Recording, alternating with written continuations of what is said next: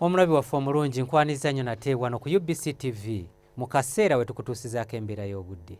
Omuweereza wo nze Lubega Micheal. Wabaddewo okukendeera mu nkuba mu bitundu by'eggwanga ebisinga obungi era we ziweredde essaawa 3 ez'enkya ya leero. Buduuda yabadde wezeza millimeters 3.2 so nga yo mu Tororo zaweze millimeters 3.2.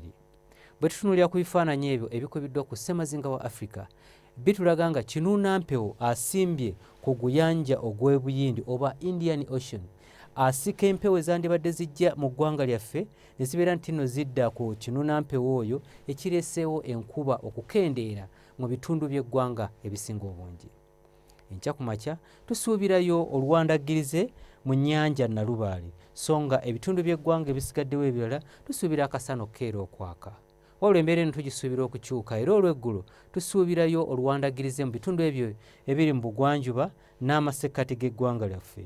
Olwo ebitundu by'eggwanga ebisigaddewo ebirala tusuubira omusana okwaka. Ebbugumu erya waggulu tulisuubira okutuuka ku degrees 31 mu bukiikakkono bw'eggwanga lyaffe, so nga ebitundu ebyo ebiri mu masekkati g'eggwanga n'ebyo ebyebulunguludde ennyanja Nalubaale nga n'ekibuga Kampala mw'okitwalidde, ebbugumu erya waggulu tulisuubira okutuuka ku degrees 29. So nga ate yo mu Kabaale tusuubira ebbugumu erya waggulu okutuuka ku degrees 25.